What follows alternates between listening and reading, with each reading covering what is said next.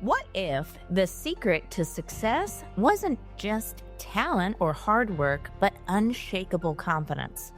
Welcome to Grasp Confidence, the podcast where visionary thought leaders, speakers, and entrepreneurs unlock the mindset and strategies for lasting success. I'm your host, Tara LaFawn Gooch, CEO, two-time best-selling author, and international TEDx speaker, and I can't wait to help you step into the most powerful version of yourself. Let's dive in.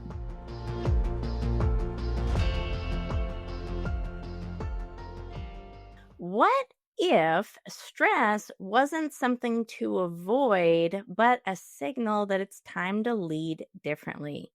On today's episode of Grasp Confidence Podcast, we're joined by Sue Firth, a top business psychologist, performance coach, and global expert on resilience and managing change. I love that. With a powerful track record of supporting high-performing CEOs and companies like British Aerospace, Sue helps leaders transform pressure into clarity and confidence. And she's also, by the way, an author of More Life, Less Stressed and host of the Executive Edge podcast. And today, she's here to unpack what it really takes to lead with strength in today's demanding world. Sue, welcome to the show. Oh, Tara, thank you. That's a really great overall profile of me. Well, you sound great, Sue, and you've never looked better, right? So you and I talked what was that, a month or two ago? Like time goes by. Something like that. Something like that. I was on Absolutely. your podcast. We had a great conversation. Now today, you tell me some big news. You're moving to Cyprus, Greece. You're in the UK right now. You've Absolutely. got a lot going on, right? What is I know. what is this all about? Yeah, it's a funny thing, really. I mean, I was born in the Far East because my dad was in the army. I think that's probably the first place to start, because what that got me started with, or set me up for, I think, is a lot of change, because you often come back after a posting and then you have a new life to get used to, new friends and so forth. And so funnily enough, you get very used to the traveling, the changes that brings, but also getting established very quickly. So I tend to hit the ground running, which I think is not so much a personality trait, but it's a learned skill, which came with being able to do that. The only bad news being you leave people behind when you then do another posting somewhere else. But I got so used to all these beautiful countries that we visited, because I was born in Malaysia and then we had a posting in Hong Kong and then a posting in Germany, that really, I think my dad's experiences sort of had quite a big impact on my early life. And it only really stopped when I was about 16. And then I stabilized things myself by staying in much the same place. And then, which we were laughing at before I came on, I realized I have a very low boredom threshold. So usually the person who now creates change is me. Hence, I found a lovely place in Cyprus, and I've now made the decision I'm going to go and live there. So yes, it's quite a big change. Wow, I love that. I love that. So powerful. I hinted on one of your many titles. You hold a lot. You're a business psychologist. So obviously, I love the fact that you're in love with change. I think that is so cool. I'm always looking at online, right? And random cities anywhere. What's the real estate looking like? Like, I'm going to buy all these houses, right? But I'm in love with the same thing of transforming, going to new places, and just adapting to new environments. But that's a lot of psychology involved. And we said you were a business psychologist. So I'm kind of interested, how did you get that start? Why did you choose business psychology? Was it based on your background, do you think, of being raised the way you were? I think that's such a good question. Thanks. Funnily enough, I think the psychology part of it was very appealing for that reason, because there were quite a few books coming in and out of the house. And this was my dad's personal choice once he came out of the army to take a degree. Now, he'd already got quite a few background qualifications in training and education, which is why, to be fair, when he was part of the army, he was actually part of the education corps. So he was a natural trainer. He was great on his feet. I copied him, I think, visually and literally, as I saw his style and the way he worked a room. And so I found the whole idea of training and maybe speaking was a good way of using my skills. So the idea of being a psychologist and understanding people, but doing something that excelled through the power of my voice and influence actually came quite naturally to me. But over and beyond that, I think you have to take a second degree to practice psychology. You can't just stay with the one because it's a bit too general in its approach. And so there did come this watershed, right? Where am I going to take this skill or this interest? And clinical is very long. It's rather like becoming a doctor. It's a very specialized field. And back then, it was even more so. Educational psychology didn't really exist then. Child psychology didn't either. So we had quite a number of narrow options. And the one that was staring me in the face was going to work in business for businesses to support their people. And I suddenly realized there was a marriage of the two abilities in its own way. So I joined an organization. I did my best. But equally, I worked out quite quickly, Tara, I'm not good at being told what to do. Same. So like, Same. very easy.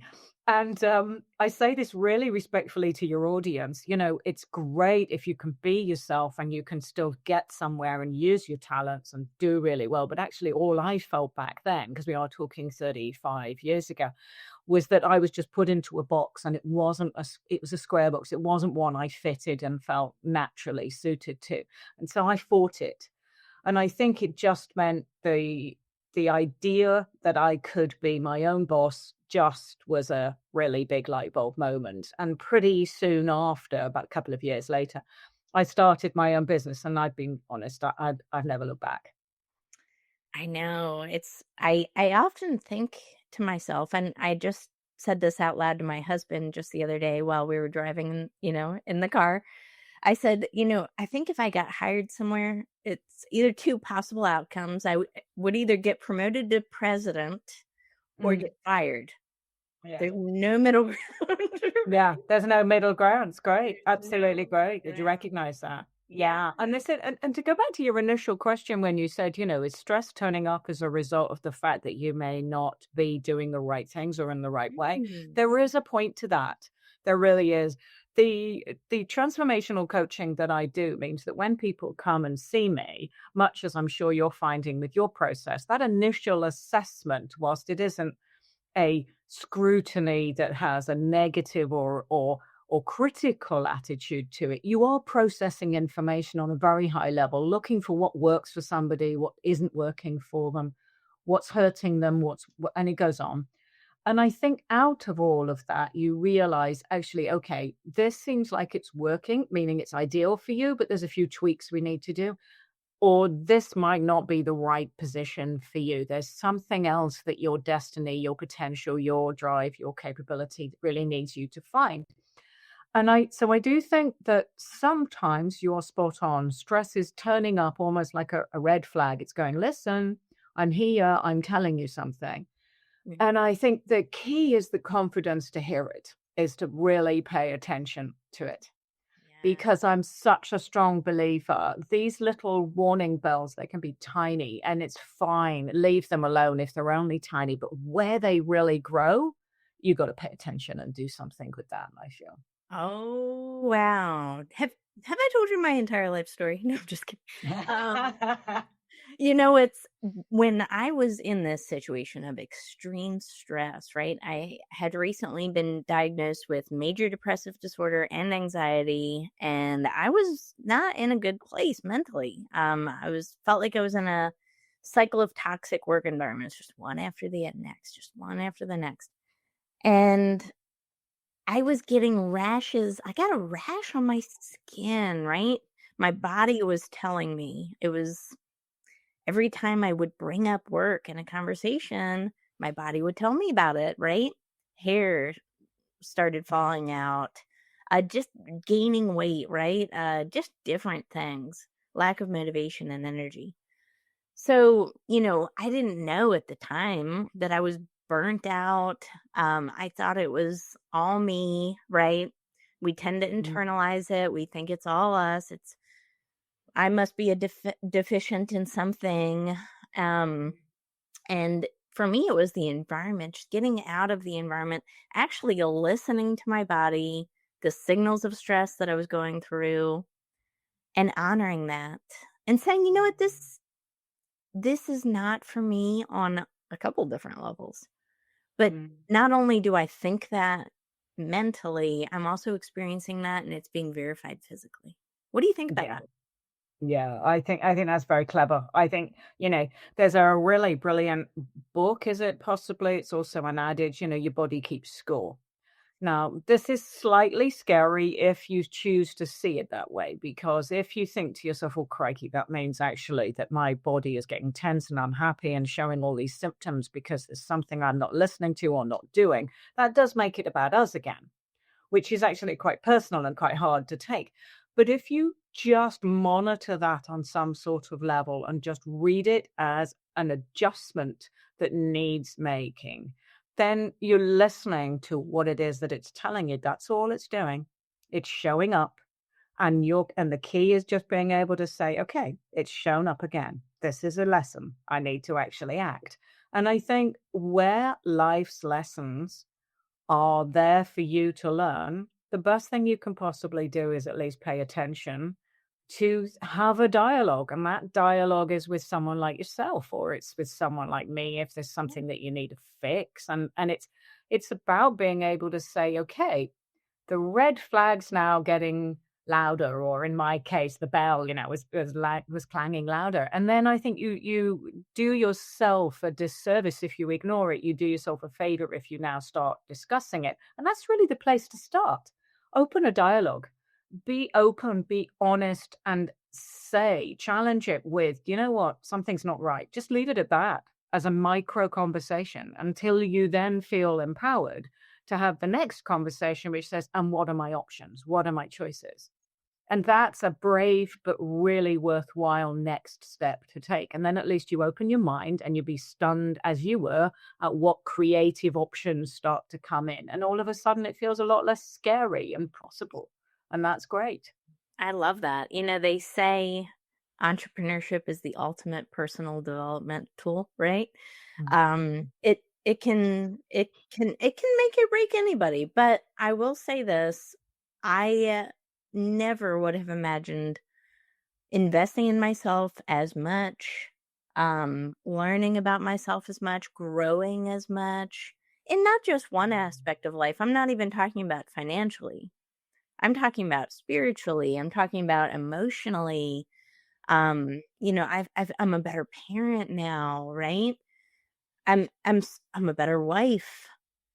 I'm more connected to other Mhm. people. I feel so much different and deeper, and I do feel like a transformed person. Yeah. It wasn't easy what I went through. I think a lot of people go through very similar situations, but in a lot of ways, stress is a crisis, Susan. And you know what? Mhm. It's killing people. And not Mhm. just in the United States, but globally. We think about the rise in cardiovascular heart disease. We think about the rise of so much preventable disease. And a big component to all of that is the cortisol that is coursing through our veins constantly because we're in Mhm. fight or flight mode, not, creative mode, not expansion mode, not abundance mode. We're just trying to survive, a lot of people, don't you think? Yes, I do. And I also think that that's the principal reason why we desire change or we instigate it, even if it is a brave thing to do, because there is very much less value in spending a proportionate amount of our lives feeling super stressed. There's just nothing to be gained in the same way. The point being, however fragile or simplistic it is, happiness is actually much more important. And just being able to feel that Uh, we have found a better purpose or a better use of our skills. And this comes in at us in so many different ways. There are people who don't appreciate us and don't value us. And that isn't always bosses, but it can be peers, it can be even ourselves. So the self-talk is quite a window that I know you'll be used to experiencing. And again, this is conditioning, that a lot of this is learned behavior. And this unfortunately means if we're not careful, we get into a whole dialogue around parenting and whether or not it was any good for us. And of course, it's such a big topic. I spent a lot of my young years with my two children, overthinking the stuff I was doing because I found it hard. I found the early years when they were not sleeping well and when there was a lot of aggravation and they were fighting with each other very hard, Tara. Whereas when they got a bit older, it was easier to reason with them. All of a sudden, my parenting skills came into its own because it was probably more about teaching and training. And funnily enough, a similar skill to me being a professional speaker because now I can talk to my kids and they can talk back. So there are stages of your life that are tough. Sometimes you've got to just, grit your teeth and get through it. And if it's not really natural to you to be in that situation, this is a set of skills. They build resilience, it builds your ability. So it's a big topic. It's not just really one thing. And that really to bring me to some kind of conclusion, life is not just one stage of your life. It's a lot of different micro stages you need to get through. You need to learn some skills. And those life skills are critical to your happiness. So true. Oh my gosh, absolutely. And sometimes these hard lessons that we're learning, these adversities, I talk about that a lot. They're shaping us into something or for something. And you never really appreciate it at the time. No. Because at the time you're like, oh gosh, why is this all happening to me and all of these things? But, in reverse, in retrospect, things make sense. And we see that it was maybe refining us for something bigger, that we needed that adversity to be sharper, to become more wise for any different things, to be stronger. And I think it's important to, understand that. And, if you can look back at your past and think of just one experience that at the time it sucked, it was hard, but you find the gratitude in that one thing, you'll start to be able to apply that same mindset to current situations. And that's, why I am so passionate about talking about gratitude, is because I do believe it rewires your brain for this resilience we're talking about and to cope with stress in the present Mm, time. Because if you mm. can find in whatever adversity and mess you're in, the gratitude, you get out of it so much quicker.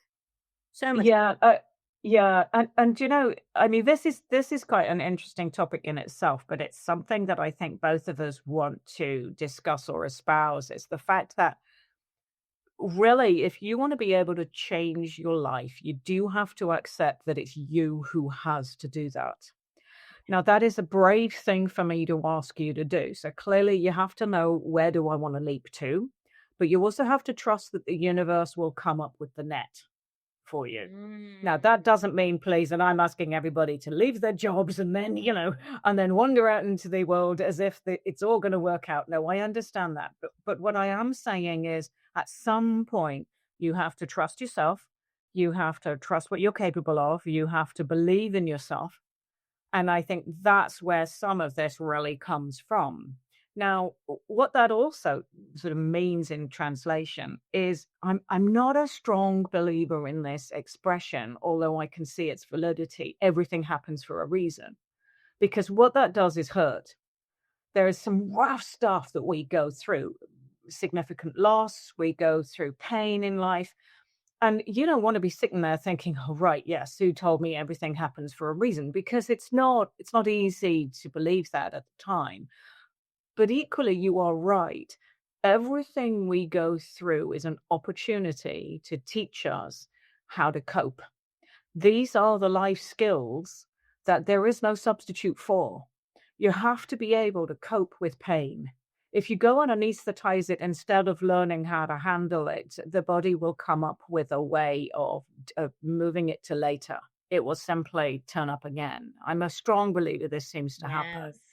So we have to learn to cope with rejection and failure, whether it's rejection of our ideas or, if you're a guy and you go and invite a woman to dance and she says no, it's all pretty painful. I get it. But we've got to learn how to do that. We have to teach our kids this to some degree, but equally they have to learn this for themselves. So one of the things I spot which troubles me is we have a lot of anxiety now. This anxiety is just cited everywhere. And I challenge this really gently. I'm not saying I'm right, and certainly not about every situation, but I wonder whether some of this is turning up because we do not have the toolkit in that moment to be able to fall back on some way of being able to cope. And so Ooh. that is what it means when the body turns up with this anxiety, because that is the response that it's having in that situation. Instead of panicking, sit with it for a bit. Ooh. Sit with it and work out, what does this mean? What is this telling me? Who do I need to go talk to? Where can I get some help? What are the options? Where would I go for support, direction, or what do I want to do about this? And you come up at least with the honor, respect, and faith in your own internal compass first.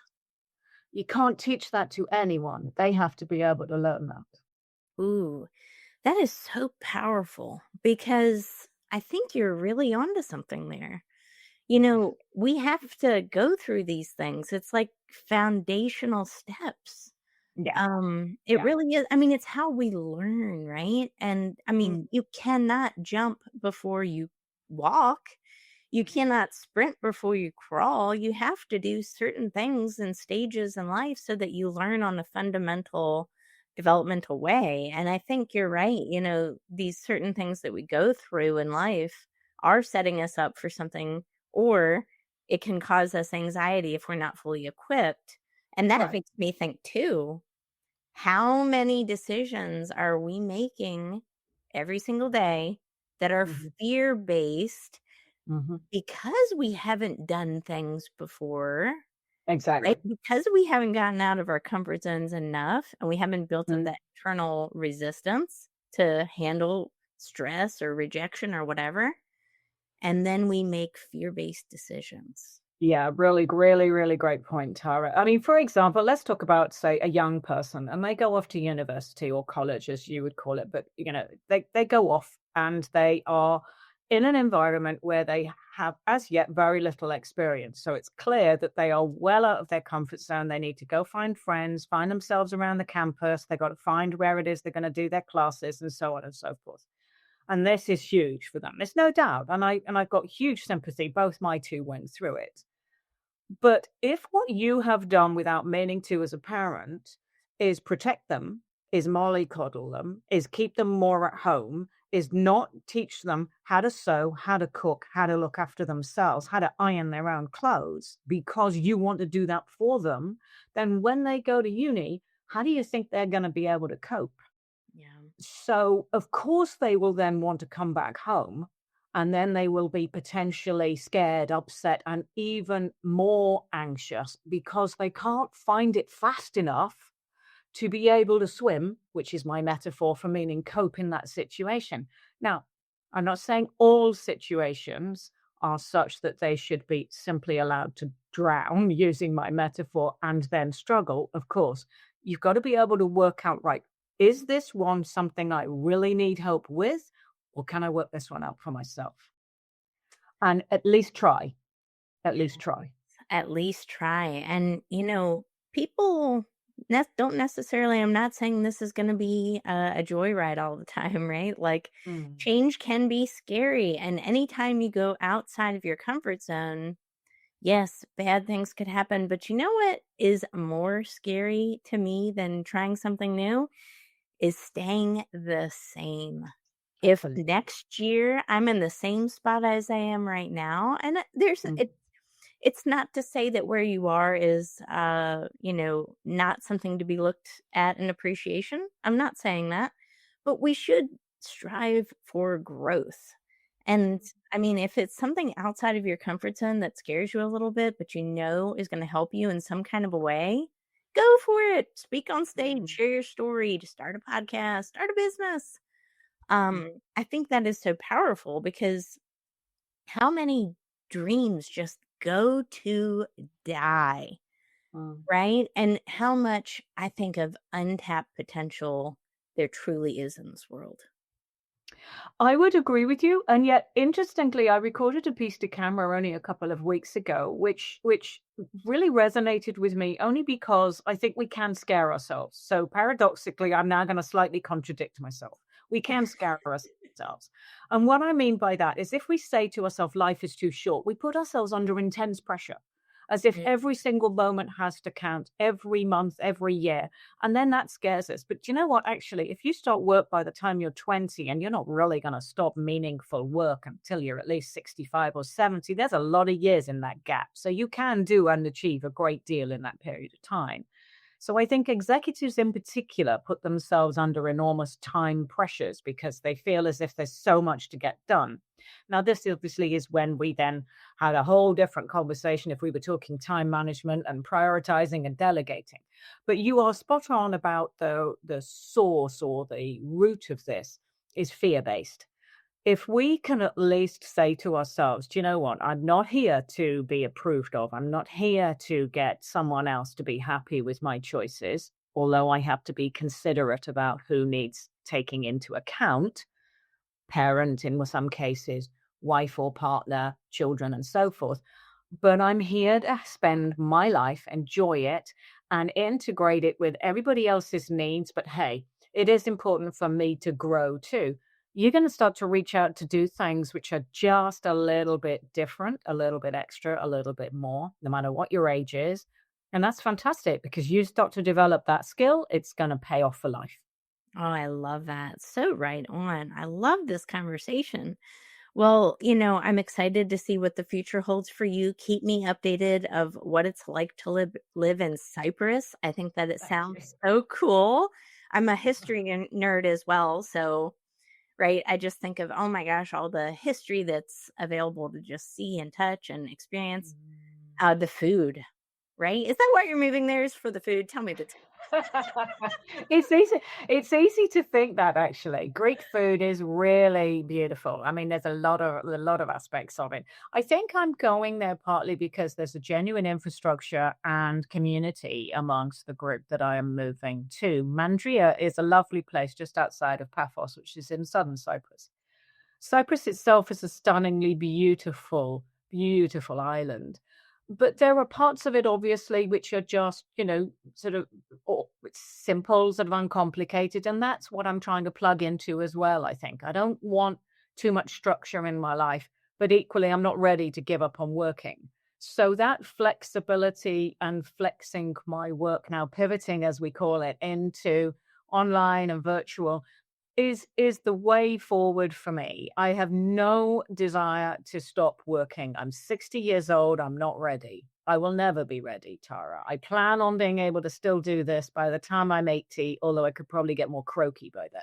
So so, but all I really mean is I love that we have all this depth of experience and that is precisely the reason why that mentoring and coaching has such value for other people. Don't be afraid to reach out and get something. We do not have all the answers all the time in life.